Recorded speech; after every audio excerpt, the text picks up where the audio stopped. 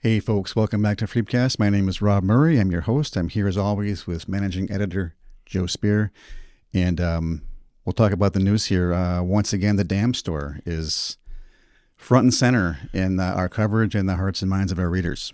A lot of big news to catch up on. The Dam Store, of course, opened on South Front Street on Monday, and they had a little event Sunday, so we covered both of them. The Sunday thing was kind of a tribute to the Dam Store by the bike riders who used to do the River Ramble, and that's kind of been postponed for a year, I think, but they got together anyway and came downtown and bought a bunch of pie, and like they usually do, and the Dam Store was very accommodating and provided the pie, and so that was a nice little event that we were able to cover. And then the grand opening on Monday, where a lot of other media was there as well. Become a statewide story, and you might say it's a we're thankful for the Dam Store because they allow us to do so much coverage. It's kind of a 2-for-1 deal there this weekend, so that was great. And there was a little bit of a line outside Monday, but not blocks and blocks or anything like that. So the word is, I think it's pretty accessible. You can get in there for lunch, dinner, have some pie, and the Dam Store is up and running in downtown Mankato, and I see other businesses went on Facebook and welcomed them to the block, which is nice to see. Another little attraction for downtown Mankato. That's something that I thought was, I guess I did expect a lot of folks on social media to congratulate them and to, be very happy about this. One question I've got about the Dam Store situation is they keep saying it's temporary. Do you have any other information about it, about that status? We don't. I mean, that's what they've told us, and that's their hope and their goal, I think. And early on, I think there was, an issue of figuring out how to get land or use some of the land they still had. So I think they're still back at the site. Yeah, back at the site. Yeah. So I think it's still a thought, and who knows? Maybe that was its quaintness, and that's why people went out there more. Who knows? But I think since it's closer to everybody now, they'd get a lot more business. But so it's cool to see, and they got new signage and everything, and it's a great little addition. It's also nice to see the wagon wheel being used for something. It is, whether it's that just temporarily or if it stays there for a while, Yeah, it is good to see those old buildings, fill up, and it's kind of a vibrant little, piece of town. So the other big news was we have a new director of public safety, Jeremy Clifton, longtime officer, commander, Mankato Department of Public Safety, is now the new director of public safety, taking over for Amy Vogel. And we know we'll be getting up with him and chatting with him and introducing the community to him and talking to him about what his plans are, goals are, and so that's another new chapter we'll be delving into. So we have a writer assigned to do a deep dive on his career. We'll get going on that. Yep. So and then as we know, Matt DeRose was in the running too. Another long time, very admirable member of the public safety department, and I'm sure he'll play a big role in the future administration. And then there was a commander from Texas also. So seemed like one of the two local guys was going to get it, and we've both worked with both of these guys over the years, and they're both good guys, good cops, fair. Yeah. And the decision was delayed a little bit. We got some questions because at one point they said they were going to announce it 2 weeks ago, and the city manager, Susan Arndt, she got called away for a family matter. There was a death in the family, so it had to be delayed a little bit. But I think it was all on track, and it's really an important decision, as Susan knows. So it looks like they made a good one. So big shoes to fill.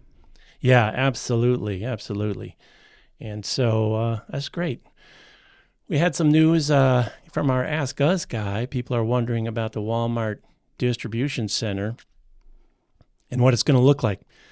And it's kind of a funny question because it's going to look like the other part of it. I don't know why anybody cares about that. Although when I go by that place, I always smile and laugh because my son worked there for a summer. Is that right? He had to get up at 3 a.m. Oh my to God. go work out. Oh my God. It was the worst summer of his life. Oh my gosh. But good money, I hear, for It was kids in good money. college. That's what you get when dang. your mom applies for jobs for you. But it's a warehouse, so Yeah. there's not going to be a lot of accoutrements on the architecture, I don't think. Places for trucks to go, a lot of dirt, a lot of air conditioning. Although they haven't really told us anything more about it. We've had to get information from city building permits and such. So they have said they're going to talk more about it soon, but we're really not sure when that is. Another good development on the residential side, I know Mark Fishink did an in-depth story this weekend on all the affordable housing we have added in the last 3 or 4 years. People are always complaining about not enough affordable housing. So Mankato has added like 300 units in the last 3 or 4 years. Those 2 big developments down by Cub, the one by Rosa Parks Elementary. There's several down by Sibley Park. And it looks like there's another one that's going to be approved, according to his story, this fall. And even the homeless shelter that we applied for and did not get funded last year, they reworked that plan a little bit, and they're going to have transitional housing. So it looks like it's more of what the grantees like to see first. So they modified their proposal, and it looks like it could be a possibility. So that's all good news for all the housing we need and all the affordable housing we need. And if the Facebook commenters, just read the story, their mind will be eased instead of just looking at the headlines. That is the issue, isn't it? We got a lot of folks who are informed by headline only. Yes. Another bit of surprising and kind of big news, two mayors of small towns in Mankato pleaded guilty to some mostly misdemeanor charges. The Waseca mayor and the Good Thunder mayor pleaded guilty on the same day, I believe it was last Friday. And one was for conflict of interest involving a hauling of gravel. So a controversial subject, no doubt. And the other was he didn't provide the right address for living in the city of Waseca. Mayor apparently didn't provide the right address or when he was running. So both pleading to misdemeanor type cases, but always kind of interesting. Don't think I have had 2 mayors plead guilty on the same day. That's got to be a first. Since I've been here. That's never happened, no. No. So there we go. You got to pick up the Free Press. You got to subscribe to get these kind of history-making things and be in the know. That's more important than anything. Mm-hmm. And we appreciate you coming back because our next story involves OFC, and you have been a patron of OFC. If people can see this video, and your shoulder is out of commission. So we appreciate you being a one-armed podcaster. Yeah. And unfortunately, you cannot be a one-armed writer just yet. Not yet, no. But eventually, yeah. How's it going? It's okay. I mean, mostly the pain is gone if I'm just, have my arm in this sling here. If you're listening on audio, I've got a giant black sling on my right arm. But if I try and do anything with that arm, then it's painful. Yes, and you got to follow the doctor's orders. My wife had a shoulder issue, and if you mess with it while you're trying to heal, it'll just take longer. So everyone out there who's dealing with these things, OFC is glad I'm advising you. There's a lot of people. If I go out in public, at least every time, at least once, someone says rotator cuff, and yep. I've been there. It's interesting because the OFC, at one of our stories this week, was they're expanding by 15%. They're at maximum capacity, and they are expanding, surgery and physical therapy and all the support services they need.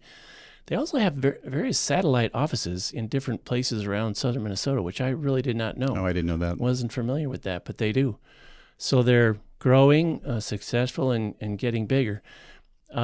We also appreciate them for sponsoring our Athlete of the Week. Yes. That is something new we're doing this year. Actually, we started last year, the second year of it. So that's great to see, and we're getting a lot of attention for that feature. A lot of people are engaging us online. The athletes love it. The schools love it. And I think what we're going to move to is similar to that. What we are moving to is a cruel promotion for Teacher of the Month. And where you can go on our website and click a button and nominate any teacher, say why you think they're a great teacher. And then we'll have once a month, we'll kind of do a little feature like we do Athletes of the Month on the Teacher of the Month. That's a good idea. Yeah, it's really cool. I think teachers always deserve more recognition than they get. Obviously, we know that. So reminds me a little bit of the series we used to do about high school students who were into the arts. The arts, yes. That was a good series and gives attention to some of those kids who aren't always in the sports pages every week. Mm-hmm. Another thing that came up this past week and did an in-depth story on it on Sunday is childcare. Holly Marie Moore did a more of an in-depth piece on what the state of childcare is around. The same story as we've heard in the past, shortage of providers, hard getting workers, hard replacing workers, and the price is unaffordable to a lot of people, and yet the providers, can't make enough. They have very thin margins, we're hearing. There is going to be some movement around this issue and kind of a town hall meeting in November or December, I think, in Eagle Lake, and our story has a barcode where you can scan it and sign up and go there and find out about it. But it seems to be a continual issue, even when my kids were little. I mean, that's an issue. Always... Anybody who has kids has something to say about this one, because you can pay more in childcare than your mortgage payment. It's if you get 3 kids in daycare, it's outrageous. And you would think that they're making a lot of money at these daycares, and they're especially the home daycares are not. Yeah, it's not a profitable. They do it for the love of doing it. Yeah, a lot of them, and it's been shown in studies that Minnesota does have one of the highest cost child care states. I've heard people say a number of things about why that is. We have more restrictions on how many kids can be watched by one provider. We have other kinds of rules and regulations that, when you talk to legislators and who've been in at the Capitol and dealing with a lot of these complicated issues, they'll say, yeah, a lot of the rules are very complicated and complex, and they all started from someone probably out there, a constituent who said this is one of the problems. And so somebody said, okay, we're going to address it, and we're going to have all these rules to make sure it doesn't happen again. But I think every state agency would be well served if they did a commission back in the 90s, and Glenn Taylor was in charge of it, and they examined state regulations of everything from child care to road building, and just could they streamline any of this stuff, permitting for building, for houses. I mean, that's one of the things they bring up with affordable housing. Can you make the building code less complex and less costly? Then you'll be able to build a house for $200,000. So it's always tough, and, we just have to, I guess, get the discussion out there, and we're willing to facilitate those discussions. And I should mention, we will be doing that now. I think we mentioned this last week, but we're going to start kind of a lecture series. We're going to invite people into the Free Press on an evening, have a speaker who's knowledgeable about a topic. And I don't even want to call it a lecture series because that sounds boring, or that sounds like just kind of have a discussion. There's a lot of smart people in this town and a lot of people who want to engage in conversations. So one of the first ones we're going to have is October 22nd. And Professor Jamil Haq at MSU is going to come and talk about the Mideast situation, which is horrific and historic, if you ask me, about what's going on. So we're going to try to engage in some conversation with the community about some of these things, and we hope people are going to be willing to come and hear about it. We can't forget mentioning, getting back to sports a little bit, MSU Maverick hockey. Great win, first win at number 7 Michigan over the weekend, and lost the second game, but they are now ranked 19 in the country. So it's going to be an exciting team to watch, I think, and at some point we'll get Coach Strandon here and maybe talk with him about it a little bit. Somebody said to me, "Yeah, the Mavericks beat Michigan." I'm like, "No, that's not right. You did. Yeah. You must have misread that. They didn't beat Michigan." Yeah. Well, they had a Check great it out. start last year. Remember, they swept Yes. St. Cloud, Yes. and then they were ranked in the 25, but then they kind of went downhill from there. I like his strategy, the coach's strategy. I think he's kind of tried to, through this portal and through this exchange of stuff, he's tried to find people maybe at really good places like Denver, but maybe they didn't get the playing spots they wanted. So he's getting hungry guys who come in here and want to make a difference. They know they can compete at this school. And so it'll be cool to see how that plays out. Well, the new guy they just brought in is Pitlick. going to be a nice addition. Yeah, Yeah. from the Gophers. Yeah. I was talking to our reporter, Kevin Dudley, about that. And I'm just kind of stunned because he was the top point scorer, right? And Yeah. I guess he didn't get the lineup in pros he kind of was hoping for. So I think he's giving it another run at the college level, see what kind of season he can put in. But he's shorter. He's a smaller guy.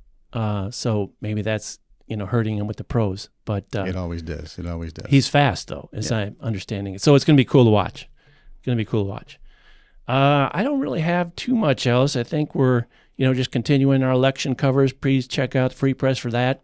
It's all in one section, Mankato Free Press /elections. You get all the news on everything we've covered so far, and keep up to date on that. We'll try to keep you up to date on that. And just want to thank people for listening. And you can subscribe to this great journalism at MankatoFreePress.com by hitting our subscribe button. You can contact us at Reader Services at readerservice@MankatoFreePress.com, or just call us 625-3764. You can also buy reprints of our photos, all the photos that appear in the Free Press at SPX Sports 345-7196. Other than that, I think we're going to wrap it up. I would just add, if you submitted a pet for the pets issue of Mankato Magazine, that is out now, and you can get that and see a picture of your pet in the glossy. Those are all magazine. awesome photos. People and their pets, they're so happy. Mm-hmm. Fun. Okay. All right. Thanks for watching, and thanks for listening. See you next time.